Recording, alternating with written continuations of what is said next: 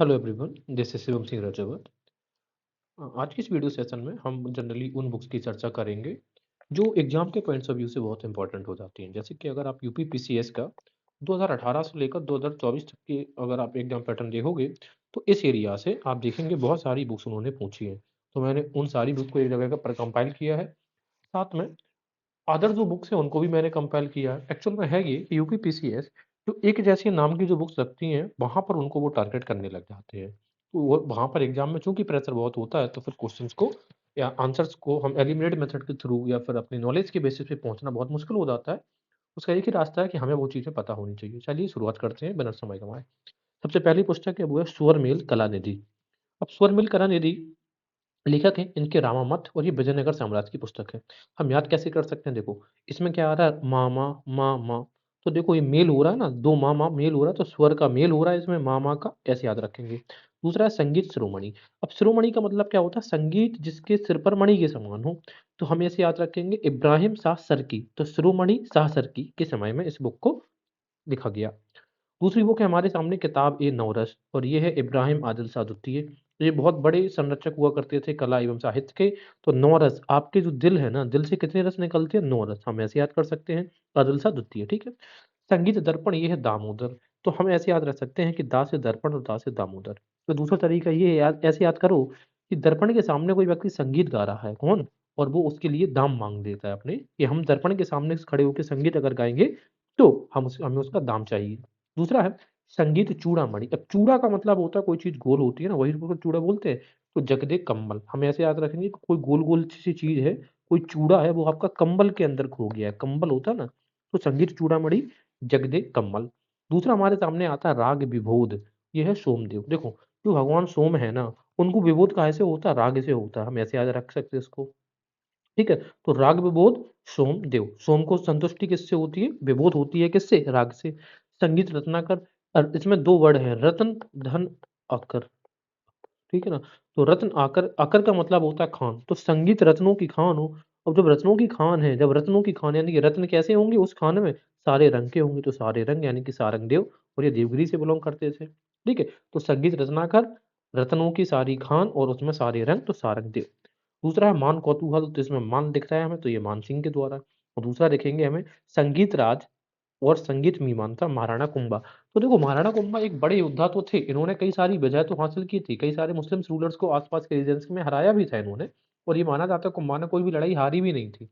जैसे कि victory tower अगर हम देखेंगे जिसको हम कीर्ति स्तंभ बोलते हैं, वो भी राणा कुंभा के द्वारा बनवाया गया था। तो ये बड़े योद्धा के साथ-साथ इस संगीत के प्रेमी भी थे, तो संगीत राज और संगीत मीमांसा ये दोनों किसकी थी? महाराणा कुंभा की। तो ऐसे याद रख सकते हैं कि महाराणा ने कोई भी अपने जीवन में कोई लड़ाई नहीं हारी थी, तो महाराणा का राज था। और महाराणा होते हैं उनके दिमाग में भी मीमांसा है। मीमांसा का मतलब होता है किसी चीज़ को इन्वेस्टिगेट करने की इच्छा, ये दोनों चीज़ें थी। तो संगीत राज और संगीत मीमांसा महाराणा कुंभा की। दूसरा देखेंगे रागमाला, ये यूपीपीसीएस में आई हुई बुक्स है। रागमाला पुंडरीक विच्छर। अब पुंडरीक मतलब मान लिया ये कमल जैसा होता है, तो माला किसकी? कमल की पुंडरीक। रागचंद्र का ये द्वारकानाथ भट्ट। तो हम ऐसे याद रखेंगे कि अगर हमें चंद्र का यानी कि चंद्रिका की रोशनी चाहिए तो हम अपने द्वार पर निकल के आते हैं, वहाँ पे हमें अपनी रोशनी मिलती है रागचंद्र का। तो रागमाला पुंडरीक विट्ठल, ठीक है ना? और दूसरा रागचंद्र का, चंद्रिका किसकी? द्वार की। राग कल्पद्रुम, ये है हमारी कृष्ण नंद व्यास की। तो कैसे? का से कल्पद्रुम और का से कृष्ण नंद व्यास। तो हम ऐसे भी याद रख सकते हैं जो द्रुम होती है, द्रुम का मतलब हो गया पेड़-पौधे, वो कितने व्यास तक फैले हैं, तो कल्पद्रुम व्यास। दूसरा है रस कौमुदी, ये है श्रीकंठ। तो देखो सीधी-सी याद ऐसे रखेंगे, जब हम अपने कंठ से रस जैसे हम जब रस पीते हैं किसी भी चीज़ का रस, तो वो हमारे कंठ में उतरता है, ऐसे याद रखेंगे। दूसरा है चतुर्दंडी प्रकाशिका, ये है वेंकटर रमन की। तो हम ऐसे कैसे याद रखेंगे? जब आप बैंक में जाते हैं ना, तो 4 दंडी के साथ जाते हैं। चतुर्दंडी यानी कि 4 दंडी, हम ऐसे याद रखेंगे, ठीक है? तो ये बुक कुछ इंपॉर्टेंट बुक्स थी। आगे हम देखेंगे, एक बुक है गुनायत उल मुनिया, ये जौनपुर के मुस्लिम शासक जो थे, उनके समय में इस बुक का संकलन किया गया था और ये पहली बुक है म्यूज़िक के ऊपर किसी मुस्लिम शासक के द्वारा। दूसरा है लज्जत ए सिकंदरी, सिकंदर लोदी के समय में इस चीज़ का अनुवाद हुआ था। एक चीज़ मैं और बता दे रहा हूँ, जो गयासुद्दीन तुगलक है, गयासुद्दीन तुगलक, वो क्या है? संगीत का विरोधी हुआ करता था। क्या? गयासीन संगीत विरोधी कौन था?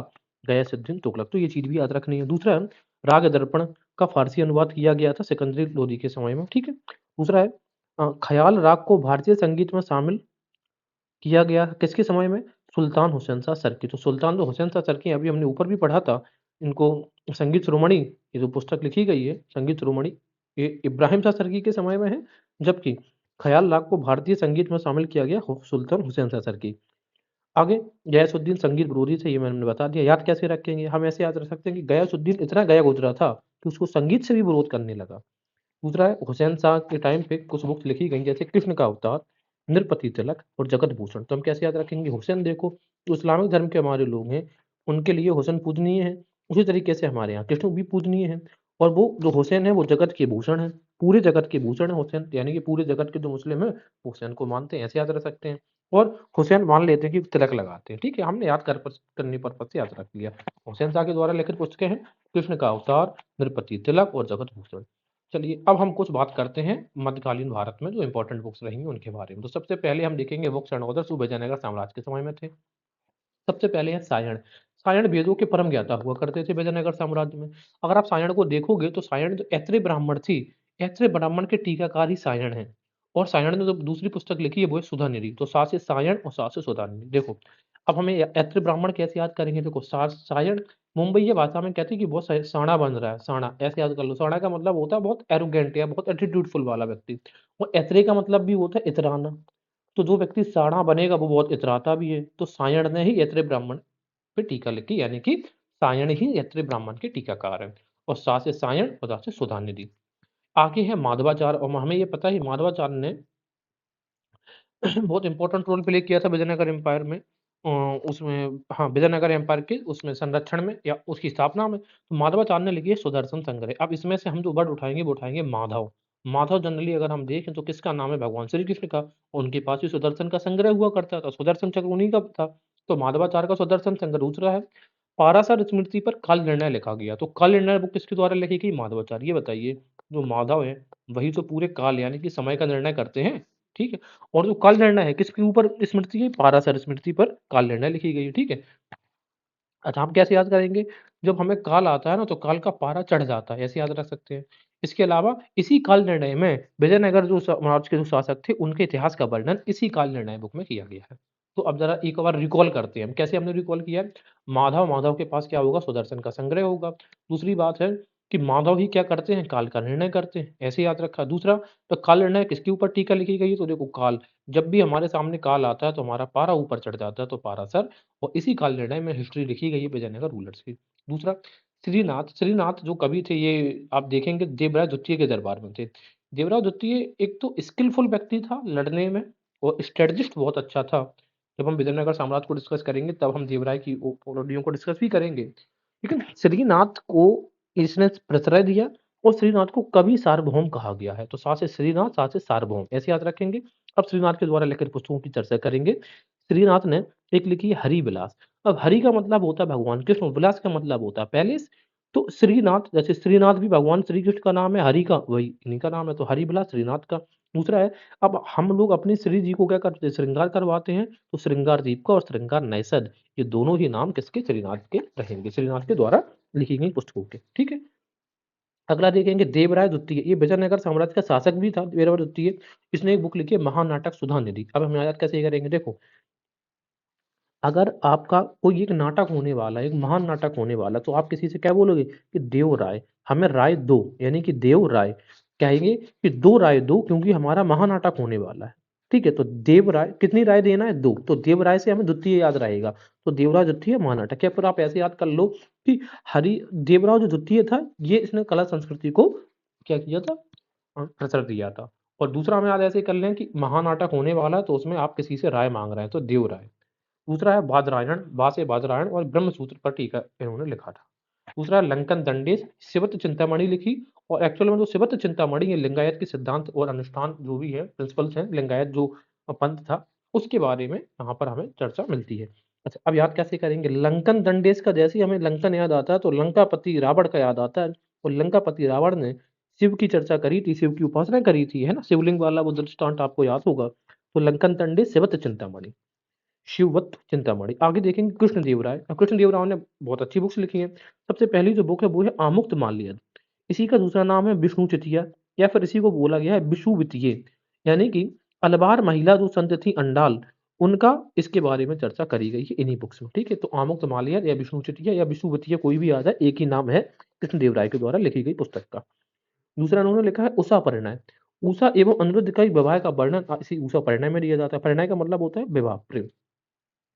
इसके अलावा कृष्णदेवराय का क्या है, मदालसा चरित्र भी कृष्णदेवराय ने लिखा है। तो कृष्णदेवराय के द्वारा जो रचित पुस्तकें हैं कौन-कौन सी हैं?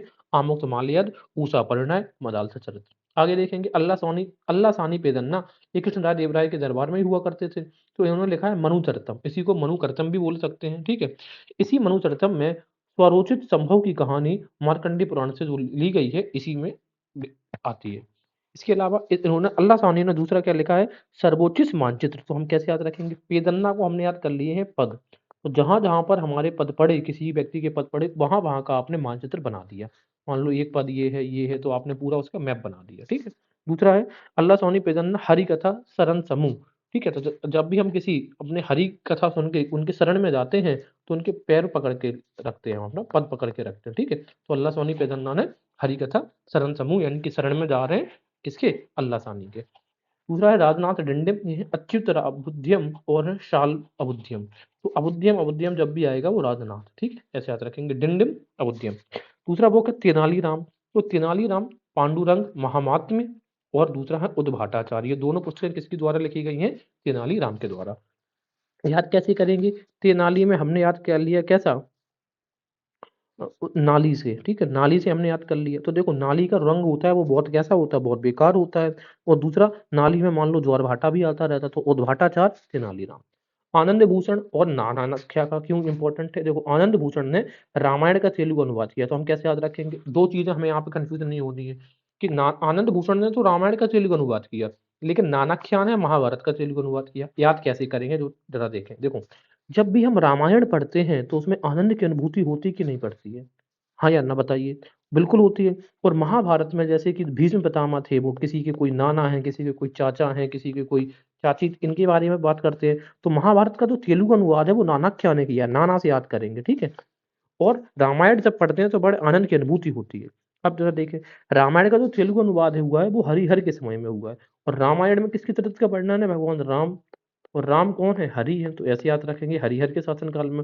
और महाभारत का तेलुगु अनुवाद देवराय, तो हमने क्या बताया था, जैसे महानाटक है तो उसमें आपने लोगों से दो राय मांगी, उसी तरीके से जब महाभारत हो रही थी तो उसमें देवराय द्वितीय के शासन काल में, यानी कि महाभारत में भी राय मांगी जाती थी देवों से, कैसे याद रखेंगे। तो महाभारत का तेलुगु अनुवाद देवराय के समय में हुआ था। दूसरा देखेंगे, गंगा देवी एक कंपन की पत्नी थी। मथुरा जब विजय किया था कंपन ने, तो उनकी पत्नी गंगा देवी ने इसके ऊपर एक पुस्तक की रचना की थी, जो कही जाती है मथुरा विजयम। तो मथुरा की विजय किसने करी है, कंपन की पत्नी, सॉरी, कंपन ने, और उनकी पत्नी कौन थी, गंगा देवी। दूसरा हम देखेंगे भट्ट मूर्ति, ठीक है, भट्ट मूर्ति कृष्णदेव राय के दरबार में हुआ करते थे भट्ट मूर्ति। इन्होंने क्या किया है, इन्होंने लिखी है जो पुस्तक वो है तो वसु चरित्र। तो हम ऐसे याद रख लो, तो वसु, वसु का मतलब होता है देवता, तो देवताओं की कोई मूर्ति कैसी हो गई, भट्ट हो गई, गिर गई तो वो फूट गई, ऐसे भट्ट हो गई, फूट गई। और दूसरा लिखा है परस भूपालितम। तो भूपाल, भूपाल का मतलब भी क्या होता है, राजा होता है, तो भूपाल की मूर्ति तो भट्ट मूर्ति। दूसरा राघव पांडवियम, तो पांडवियम में पांडवियम और पिंगली सूरल देखेंगे, तो राघव पांडवियम पिंगली सूरल। इसके अलावा केतन, तो केतन जो कवि हैं ये इस वजह से फेमस है क्योंकि ये संस्कृत के प्रकांड विद्वान हुआ करते थे, और अभिनव दंडी इनको कहा जाता था। अभिनव दंडी कहने का तात्पर्य क्या है, क्योंकि हमें ये पता है कि पहले दंडी ने दस कुमार चरित्र लिखा था, तो दंडी का जो 10 कुमार चरित्र लिखा था उसी का कन्नड़ में अनुवाद करने वाले कौन है, ये अभिनव दंडी। सॉरी मैंने संस्कृत बोल दिया था, नहीं, कन्नड़ के प्रकांड विद्वान थे, क्योंकि संस्कृत भी इनको बहुत अच्छी आती थी।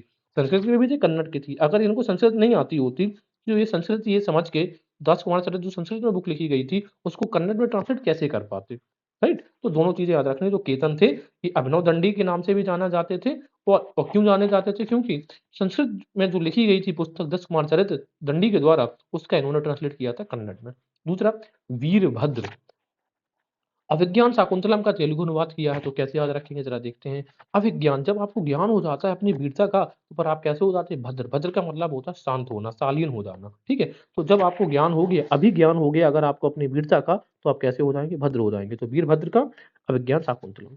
अल्लादी कृष्ण स्वामी ने एक पुस्तक लिखी थी The Tamil Country Under Vijayanagar, ठीक है, ये हिस्टोरियंस थे, बस इतना याद रख लो, अल्लाह स्वामी कृष्ण, अल्लादी कृष्ण स्वामी। दूसरा है नंदी तिमन और ये लिखा है परिजात पहरण। हम याद कैसे रखेंगे? इसमें हमने उठाया वर्ड नंदी और ये है पहरण, तो हमने याद कर लिया पहरा। तो गेट के पहरे पर कौन पहरा दे रहा है? नंदी भगवान पहरा दे रहे हैं। ठीक है, ये भी कृष्णदेवराय के समय में थे। नंदी तिमन परिजात पहरण। दूसरा हम देखेंगे असहाय। असहाय हमें पता है ये नारद स्मृति के टीकाकार थे। कौन? असहाय।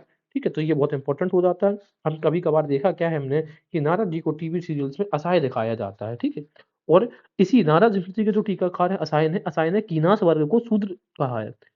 कीनास वर्ग कौन होता था? जो फार्मर्स होते थे, जो कृषक होते थे, उन्हीं को कीनास कहा जाता था। कीनास और कृषक, इन्हीं को शूद्र बोला कि शूद्र लोग ये कृषक वर्ग के लोग थे, यानी कि शूद्र शूद्र भी कृषि में एंगेज था उस समय। दूसरा, शंकर ने लिखा है हर्षचरित का टीकाकार। जो हर्षचरित पुस्तक लिखी गई थी, अब तो हर्षचरित के द्वारा लिखी गई है, हमें ये पता है बाणभट्ट ने लिखी है। तो बाणभट्ट की जो पुस्तक है हर्षचरित, इसका टीकाकार लेखक कौन है? शंकर है। तो हम कैसे याद रखेंगे? शंकर भगवान हमेशा हर्ष रहते हैं, ऐसे याद रखेंगे। ठीक है, और ये शंकर को हम पहला स्कॉलर मानते हैं कन्नड़ भाषा का। दूसरा देखेंगे पंप। पंप ने विक्रम अर्जुन विजयम की है। कौन सी? विक्रम अर्जुन विजयम। हम ये कैसे याद कैसे करेंगे जरा देखते हैं। अब ये देखो, पंप का मतलब हमने ऐसे कर लिया, किसी को पंप कहते हैं, आपने किसी को पंप कर दिया, यानी कि किसी को बहुत मोटिवेट कर दिया ना, किसी को, है ना, कि बहुत ज्यादा एनर्जी से भर जाए। तो पंप करने की वजह से ने विक्रम अर्जुन ने विजय हासिल की। ठीक है, पंप करने की वजह से, यानी कि किसी को मोटिवेट करने की वजह से विक्रम अर्जुन विजय हुई। रन गदा युद्ध। अगर गदा युद्ध से आप रन नहीं कर सकते, रन का मतलब है भाग नहीं सकते, उसको आपको फेस करना पड़ेगा, गदा युद्ध। आगे देखेंगे, मालविका अग्नि मित्रम में अग्नि मित्र को बैम्बिक कुल से रिलेट किया गया है। मालविका अग्नि मित्र, ये बताइए किसकी पुस्तक है? कालिदास ने लिखी है। हाँ, कालिदास की पुस्तक है, राइट। और ये अग्नि मित्र, इसी में देखो बीच में नाम लिख रहा है अग्नि मित्र, इसमें क्या बोला गया? वो किस कुल से था? बैम्बिक कुल से था। दूसरा देखेंगे, पुराणों में अगर हम देखें तो केवल आंध्र शासन का उल्लेख मिलता है, इसमें सातवाहन शासन का उल्लेख हमें नहीं मिलता। मैं आपको समझा रहा हूँ है क्या। देखिए, ये है मौर्य काल का जब अंत हो गया था, तो इस एरिया में पश्चिम भारत का ये एरिया देखेंगे तो यहाँ पर सातवाहनों ने अपने शासन स्टार्ट किया था। बात समझ में आ रहा है? लेकिन बाद में इसकी राजधानी को यहाँ पे ट्रांसफर किया गया था विशिष्ट विशिष्ट पुत्र पुलुबामी के द्वारा। तो इस रीजन के जो सातवाहन थे आंध्र का, इनको कहा गया है आंध्र सातवाहन। ठीक है, तो सीधी सी बात ये है कि आंध्र के शासकों की चर्चा तो पुराणों में मिलती है, लेकिन सातवाहनों की चर्चा नहीं मिलती, यानी कि तो इस एरिया में पश्चिमी एरिया के जो सातवाहन थे उनकी चर्चा नहीं मिलती है, लेकिन आंध्रों की चर्चा मिलती है। लेकिन आंध्रों को वहां पे सातवाहन नहीं कहा गया है, किसमें? पुराणों में। तो दो चीजें याद रखनी है। इसके अलावा विद्यापति, ये हम जरा अभी ये तो बाद में देखेंगे, लेकिन यहाँ पर देखे ले रहे हैं। विद्यापति ये मैथिली के विख्यात कवि हुआ करते थे। ठीक है, मैथिली विद्यापति, इन्होंने पुस्तक लिखी थी कीर्तिलता काव्य। अब इस कीर्तिलता काव्य में क्या हुआ करता था? जौनपुर और इब्राहिम शाह का सुंदर वर्णन किया गया है। और इब्राहिम शाह के दरबार में एक और रहता था व्यक्ति, नाम था काजी साहेबुद्दीन। मैं फिर से रिपीट कर रहा हूँ, विद्यापति मैथिली के विख्यात कवि हुआ करते थे। इन्होंने एक पुस्तक लिखी है कीर्तिलता काव्य। उसमें जौनपुर के और इब्राहिम शाह जो सरकी वंश का था, उसका बड़ा सुंदर चित्रण किया गया है। और इब्राहिम शाह के दरबार में एक और रहा करते थे कवि, उनका नाम था काजी साहबुद्दीन। तो काजी साहबुद्दीन किसके दरबार में? इब्राहिम शाह। अब याद है कि विद्यापति को कीर्तिलता से कैसे याद करें, जरा देखते हैं। देखो, विद्या का पति है, विद्या नाम की कोई लड़की हुई, ठीक है ना, उसकी कीर्ति लताओं तक फैली है, तो विद्या के पति की कीर्ति लता तक फैली, ऐसे याद रखेंगे। इसके अलावा गेसुदराज, इनका दूसरा नाम था बंदा नवाब। ठीक है, इन्होंने एक पुस्तक लिखी है मिरात उल अस्किनी, ये उर्दू की लिखी गई पहली पुस्तक है। कौन सी? मिरात अस्किनी। अस्की गेसुदराज, गेसुदराज का मतलब था बड़े बड़े जुल्फों, घनी जुल्फों वाला। और घनी जुल्फों से आपको आशिकी हो ही जाती है, प्रेम हो ही जाता है। इसके अलावा इब्राहिम आदिल शाह ने लिखी है एक पुस्तक, इब्राहिम आदिल शाह द्वितीय ने पुस्तक लिखी है किताब नौरस। ये हिंदी गीतों का संकलन है, ये फारसी गीतों का नहीं है। किसका? हिंदी गीतों का। ऊपर अभी हम पढ़ के भी आए। क्षीर स्वामी भट्ट ने अमरकोश का टीकाकार है। कौन? अमरकोश पुस्तक जो लिखी गई है, अमरकोश, जो अमर सिंह थे, कौन थे? अमर सिंह, ये दरबार में हुआ करते थे। चंद्रगुप्त द्वितीय का जो नवरत्न थे उनमें से एक ये थे, चंद्रगुप्त अमरकोश। ठीक है, तो इसमें उस समय कृषि के बारे में, समाज के बारे में, तो अमरकोश का जो टीकाकार है वो कौन है? क्षीर स्वामी। अब याद कैसे करेंगे? इसमें ये बट उठाओ कोश। अगर आपको अमर होना है, आप कोश, तो आपको क्षीर क्षीर सागर में डुबकी लगानी पड़ेगी। ठीक है, तो अमरकोश का टीकाकार कौन है? क्षीर स्वामी। अब आगे देखते हैं। अब देखो, ये जो पुस्तकें हैं, यहाँ पे ये पुस्तकें देख रहे हैं आप। अब ये इनके नाम देखो आप जरा, मैं आपको नाम जरा देखना, इनके राइटर्स के नाम देखना। विद्यापति, विद्यारण्य, इसके अलावा विद्या चक्रवर्ती तृतीय और विद्यानाथ। अब जो चार चीजें ये हो गई ना, विद्या विद्या वाले, एग्जामिनर इन्हीं को टारगेट करता है। क्योंकि जब सेम नाम होते हैं तब प्रॉब्लम हमें होती है सोल्व करने का। तो हम कोई तिकड़मबाजी लगाएँगे और इनको याद करने की कोशिश करेंगे। आइए देख लेते हैं एक बार। देखो, सबसे पहले अगस्त्य नाम के जो लेखक थे यानी कि हिस्टोरियन कवि थे, उन्होंने प्रताप लिखी है प्रताप रुद्रदेव, यशोभूषण और कृष्णचरित्र। तो मैं एक चीज़ आपको बता दूँ, ये बताइए कृष्ण की जन्माष्टमी कब होती है? अगस्त के महीने में। तो कृष्णचरित्र अगस्त, याद रखना ऐसे, ठीक है? तो कृष्ण जन्माष्टमी हमेशा अगस्त को पड़ती है, तो अगस्त के महीने में। दूसरा, प्रताप रुद्रदेव, यशोभूषण। तो देखो, अब हम ऐसे मान सकते हैं कि प्रताप रुद्रदेव से हम याद ना करके हम करेंगे यशोभूषण से। तो अगस्त के महीने में जिनका भी जन्म होता है वो यश से भूषित होते हैं, ठीक है? तो यशोभूषण अगस्त। अब हमने इसमें प्रताप रुद्रदेव याद नहीं किया, हम प्रताप रुद्र कल्याण याद करेंगे। देखो, जब भी कभी कल्याण आ जाए तो एक चीज याद रखना कि इसमें एक वर्ड विद्या तो आएगा ही आएगा। इसमें भी विद्या है, विद्या। क्योंकि विद्या के बिना आपका कल्याण नहीं हो सकता। एक तो चीज आपको ये याद रखनी है। दूसरा, अब लेकिन बाकी चीज़ हम कैसे ट्रेस करेंगे? मान लो प्रतापरुद्र कल्याण आ गया और ऑप्शंस में आ गया विद्यानाथ और विद्या चक्रवर्ती, विद्यापति और विद्यारण्य, तो हमें कंफ्यूजन होगा। तो एक-एक करके ट्रिक, जहाँ पे भी कल्याण आ जाए वहाँ विद्या तो आएगा, यानी कि विद्या के बिना आपका कल्याण संभव नहीं है। याद कैसे रखेंगे? देखो, अब कल्याण आया जैसे तो हमने मान लिया विद्या तो है ही। अब हम कैसे टिक करें? ये देखो, ये क्या दिख रहा है? रुद्र दिख रहा है कि नहीं? रुद्र, और रुद्र कौन है? नाथ ही तो है। रुद्र कौन है? भगवान है, नाथ है, तो विद्यानाथ। उसी तरीके से कल्याण आया तो हमारे दिमाग में सबसे पहले आएगा कि विद्या तो होगा और रुक मणि। अब हम कैसे याद करेंगे? कोई व्यक्ति मणि लेकर जा रहा है, आपने उसको कहा रुक, तो वो चक्कर काटने लग गया, वहीं पर रुक गया और रुक के गोल-गोल चक्कर काट रहा था, चक्र।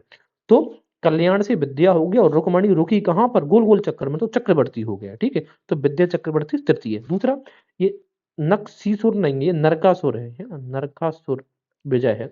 नरकासुर की विजय माधव ने करी थी। अब भगवान माधव और नरकासुर कैसा लग रहा है? राक्षस है तो माधव, और भगवान किसका नाम है? भगवान श्री कृष्ण का नाम है, ठीक है? अब आता है दुर्गा भक्ति तरंगिणी, ये है विद्यापति। तो देखो, दुर्गा की भक्ति करते हैं कौन? विद्या के पति। ऐसे याद रखो, दुर्गा की भक्ति कौन करता है? विद्या के पति। और यहाँ पर हमने एक चीज और कर देखी है, विद्यापति, विद्या के पति की कीर्ति लताओं तक फैली है। तो विद्यापति कीर्ति लता, उसी तरीके से ये एक ही है, विद्यापति दुर्गा भक्ति। दुर्गा भक्ति कौन करते हैं? विद्या के पति। दूसरा है शंकर विजय विद्याहरण। देखो, शंकर मतलब होता है शांत। अगर आपको शंकर किस पे विजय हासिल करनी है तो आपको विद्या को क्या करना पड़ेगा? अरण्य करना पड़ेगा, अर्ण करना पड़ेगा। अर्ण इंग्लिश वर्ड हमने यहाँ पे लगा दिया, ठीक है? तो विद्या को अर्ण करोगे तभी भगवान शंकर पर आप विजय पा सकते हैं। हाइपोथेटिकल चीज है, भगवान शंकर पर कौन विजय पाएगा? ठीक है? तो शंकर विजय कैसे करोगे? विद्या को अरण्य करके, राइट? शंकर विजय का मतलब है भगवान शंकर पर आशीर्वाद आप कैसे प्राप्त कर पाओगे? तो आपको विद्या अरण्य करोगे। दूसरा, नारायण विलास। ये बताइए, नारायण भगवान विलास करेंगे कहाँ पे? विरूपाक्ष मंदिर में। तो विरूपाक्ष विजयनगर साम्राज्य से, ठीक है? अब आगे देखेंगे प्रद्युम्न उदय। अब ये भगवान श्री कृष्ण के पुत्र हैं प्रद्युम्न, उनका उदय कैसे? रवि बर्मन। तो प्रद्युम्न रवि बर्मन, नाना देखो रवि बर्मन, ये केरल के राजकुमार हुआ करते थे।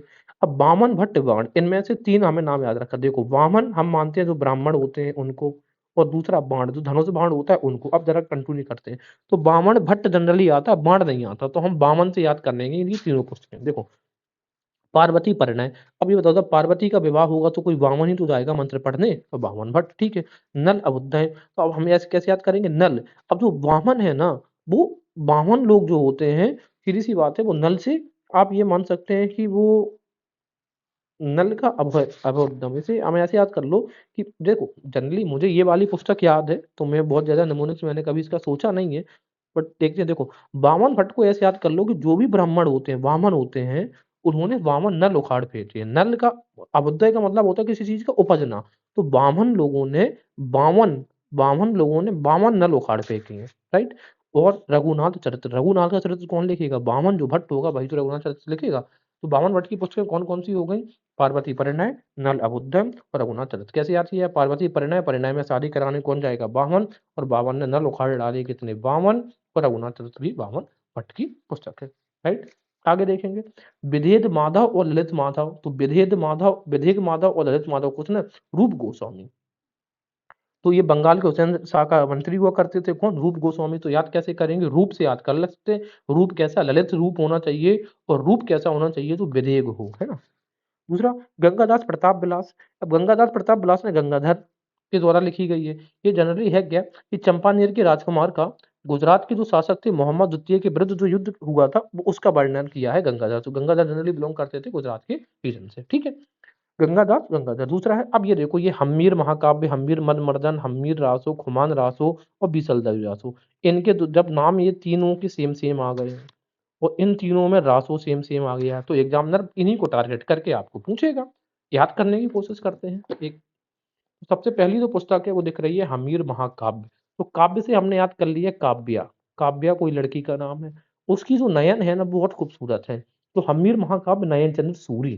ठीक है। तो काव्या के नयन बहुत खूबसूरत है। दूसरा हमीर मद मदन। हमीर को हमने याद कर लिया अमीर। अमीर लोगों का जो मद होता है, घमंड होता है, उसका मर्दन यानी कि उसका नाश कैसे होता है, जब कोई व्यक्ति उनको जय हासिल करता है। तो किसी ने या आपने जय जय हासिल कर ली तो अमीर लोगों का मद मर्दन हो गया। दूसरा है हमीर रासो। अमीर लोगों को रास क्या आता है, सारे रंग अमीर लोगों को रास आते हैं। तो हमीर रासो सार रंग। सारे रंग, सारंग को हमने याद किया सारे रंग। दूसरा है खुमान रासो। आपको किस चीज का खुमान था, जब खुमान था तो आपने खुमान किसी का हटा दिया, दल पत विजय, अपना दल के साथ विजय करके उसी का खुमान खत्म कर दिया। दूसरा बीसल देव रासो नरपत नाला। तो आपने बीसल में हमने याद कर लिया 20, आपने कितने नाला को क्रॉस किया, 20 नाला को क्रॉस किया, तो बीसल देव रासो नरपत नाला। दूसरा है परमाल रासो, इसी को हम बोलते हैं आलाखंड, और ये लिखा है जगनिक ने, आप इसे याद करना पड़ेगा। ठीक है ना। परमाल रासो, या ऐसे याद कर लो, जब आपका माल कहीं से आ रहा होता है, डिलीवर करते हैं, तो आप सारे दिन जागते रहते हैं। इसी को बुंदेलखंड में आला खंड बोलते हैं, राइट। इसके अलावा पृथ्वीराज दासो, ये हिंदी का पहला महाकाव्य है, पिंगल शैली में लिखा गया है। पिंगल शैली का मतलब होता है गद्य और पद्य में लिखा गया है, और इसको लिखा है कवि चंद्र बरदाई ने, ये हम सबको पता है। विविध तीर्थकल्प, ये है जिन प्रभा सूरी, ये मोहम्मद बिन तुगलक के दरबार में हुआ करते थे, तो याद कैसे करेंगे, जिन प्रभा ने विविध तीर्थों की यात्रा करी है, ऐसे याद रखेंगे। जिन प्रभा ने विविध मतलब विभिन्न तीरों की तीर्थ यात्रा करी है वो। ठीक है। शास्त्र द्वीप का तो शास्त्र, ये पार्थ, ये शास्त्र, और ये पार्थ पार्थ, तो याद कैसे करेंगे, भगवान श्री कृष्ण भागवत में उसमें महाभारत में क्या कहते हैं कि हे पार्थ अपने शास्त्र उठाओ, ऐसे तो सार्थ द्वीप का पार्थ सारथी, सारथी पार्थ सारथी सार्थ द्वीप का। राजवती पताका, तो पताका राजवती, राजवती का पताका कब फहराएगा, जब उसके पास प्रज्ञा होगी। ठीक है, यानी कि प्रज्ञा का मतलब होता है बुद्धि। तो राजवती पताका प्रज्ञा भट्ट और सुख के द्वारा। हरि केली, केली का मतलब हो गया यहाँ पर नाटक खेल। हरि का मतलब हो गया भगवान विष्णु, हरि केली हरि का खेल, ये जयदेव ने लिखा। ठीक है। जफरनामा में पहली बार हिंदी शब्द का प्रयोग हुआ। अगर आप देखें पूरे हिस्ट्री रेफरेंस में पहली बार हिंदी शब्द का इस्तेमाल हुआ जफरनामा में, और ये लिखी है सरफुद्दीन यजदी ने। किसने, सरफुद्दीन याजदी की पुस्तक थी, 1624-25 में ये पुस्तक को लिखा गया था। तो जफरनामा याद रखना किसके द्वारा, सरफुद्दीन याजदी के द्वारा। चंदायन तो पुस्तक हमें पता है मुल्ला दाऊद की है। ठीक है ना। इसके अलावा मधुमालती, अब याद करके करेंगे मधुमालती मंजन की, तो हम याद ऐसे कर ले, आप जो मंजन करते हैं ना सुबह में टूथपेस्ट, इसको हिंदी में मंजन करना बोलते हैं। वो किससे करते हैं, मधु से करते हैं। मधु मतलब शहद, शहद से मंजन करते हैं, मधु से मंजन। पद्मावत मलिक मोहम्मद जायसी की है। मृगावती, तो मृग आवती और ये कुतवन, तो हम कैसे याद करेंगे, देखो मृग बर्ड होता है, मृग का मतलब क्या होता है, मृग का मतलब होता है हिरण। वैसे तो एक्चुअल में मृग का मतलब होता है पशु। अब लेकिन हिरण को आप वन श्वान भी बोलते हैं, वन का कुत्ता, और ये कुतवन में हमें दिख रहा है कुत्ता। तो मृग मीन्स हिरण भी जानवर है, और कुतवन कुत्ता भी जानवर है, तो ऐसे कनेक्ट कर सकते हैं। अब कुतवन ने इसी मृगावती में क्या हुआ था, गणपति देव के जो पुत्र थे, ठीक है, गणपति देव के जो पुत्र थे, अब गणपति देव कौन था, चंद्रनगर के राजा थे गणपति देव, इनके पुत्र। और कंचनपुर के राजा की बेटी नाम था, कंचनपुर के राजा था रूप मुरारी, और उनकी बेटी थी मृगावती। यानी कि गणपति देव के पुत्र और रूप मुरारी की बेटी मृगावती का जो विवाह प्रसंग है वो इसी मृगावती में लिखा गया है। ठीक है। आगे देखेंगे सुजान संबत विलास, ये मंगल सिंह ने लिखी, और सुजान चर्च लिखी है कवि सूदन। अब देखो दोनों नाम सेम है, एग्जाम में अंदर दे सकता है आपको, एग्जाम में बिल्कुल दे देगा, यूपीपीसीएस की ये चीजें फेवरेट है। आप कैसे याद करें, पहले याद रखो मंगल सिंह और कवि सूदन दोनों सूरजमल जाट के दरबार में थे। ठीक है ना। सूरजमल जाट, अब ये कब हुआ होगा हिस्ट्री में, जब पानीपत का युद्ध लड़ा है तब सूरजमल जाट थे। ठीक है। हाँ अब देखते हैं, देखो इस समय याद रखो विलास, सीधी सी बात है, मंगल सिंह ने कहा है, मंगल सिंह डाकू भी था, कि उस मंगल को हमें भोग विलास नहीं करना है। ठीक है, क्योंकि सिंह के समान हमें अगर उत्तेजित होना है, अपना स्वर बचा के रखना है, तो मंगल के दिन हमें भोग विलास नहीं करना है। और सुजान चरित, सुजान कोई व्यक्ति का नाम, उसका चरित्र किसने, कवि सूदन, सुजान चरित सूदन। ठीक है ना। अब चरित्र कैसा लिखते हैं, शोधन करके लिखते हैं, तो कवि सूदन। तो सुदान चरित कवि सूदन, और सुदान संबत विलास, सिंह के जैसा तेज चाहिए तो मंगल को भोग विलास नहीं करना है। अगला लास्ट पुस्तक है मसालिक उल अबसार, ये लिखी है अल उमरी ने, जो अरब का था 14वीं शताब्दी में। और एक मसालिक अल अबरा अबसार, एक अब्बास जो नाम का एक हिस्टोरियन था, मोहम्मद बिन तुगलक के दरबार में उसने भी लिखी है। तो मसालिक उल अब्सार 2 पुस्तकें लिखी गई हैं, एक अल उमरी के द्वारा और एक अब्बास के द्वारा, ठीक है? तो अब्बास था वो मोहम्मद बिन तुगलक के यहाँ पे इतिहासकार था। तो इस तरीके से ये हमारी वीडियो समाप्त होती है। अगर आपको रियल में वीडियो अच्छा लगे, कंटेंट पसंद आया है, तो आप वीडियो को लाइक कर सकते हैं, चैनल सब्सक्राइब करिए। अगर आपको जेन्युइनली लगा कि मैंने आपको याद करवाने में आपकी मदद की है, मैंने कोई प्रयास की है, तो आप मेरी भी मदद कर सकते हैं। Thank you very much.